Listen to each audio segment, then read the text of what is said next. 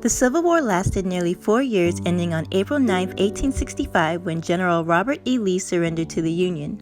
You may be shocked to realize that despite the ending of the war, racist ideas and theories are still very much alive and well all over the world. Black Americans are still being discriminated against and killed for no other reason than the color of their skin. If one was to really study history and look closely, you'd learn that racist and anti-racist ideas have always existed, and just like the war between good and evil, the two have been at war for a very long time.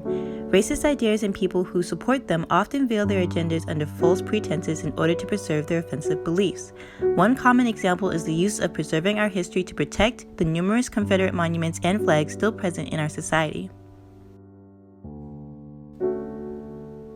The horrors of slavery is often compared to the horrific events of the Holocaust. Germany, in an effort to educate and prevent the past from repeating itself, teaches the history of the Holocaust in its classrooms, and you will not find any history, such as monuments erected in Hitler's honor, justified or even in existence.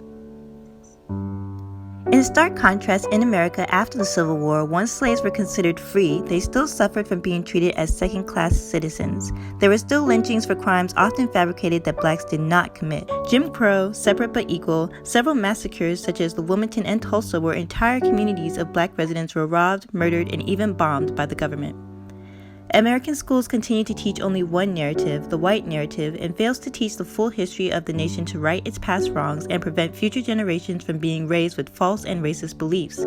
Further, once slaves were no longer being used for economic gains, they were left to pick up the pieces of their lives while still enduring racism, constantly experiencing disadvantages at a rate no other race has to this day. No one has really ever cared to measure the recovery efforts of the black community, all while racist agendas continue to remain alive and well. A big reason much of this information, or the fact that blacks continue to suffer from racism, may come as a surprise to many is because we haven't learned from Germany's example. Failure to acknowledge the past and make education of that past fundamental to our learning institutions means most Americans will only ever have knowledge of just one side of history.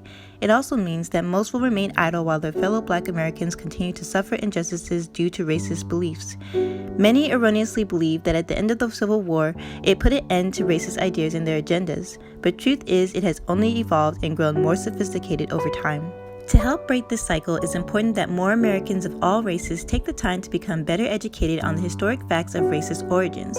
Racism was only ever created for the economical gains of a small group of people. As time went on, hate became a factor in racism as well.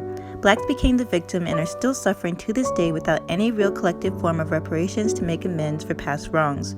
People all over the world still make generalizations of all black people, often endangering the lives of good and innocent fellow citizens for no other reason than the color of their skin.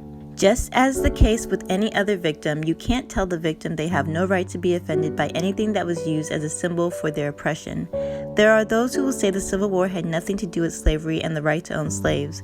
This is a false narrative to preserve the existence of what remains of the Confederacy in an effort to keep those ideals alive, and it has worked for the time being.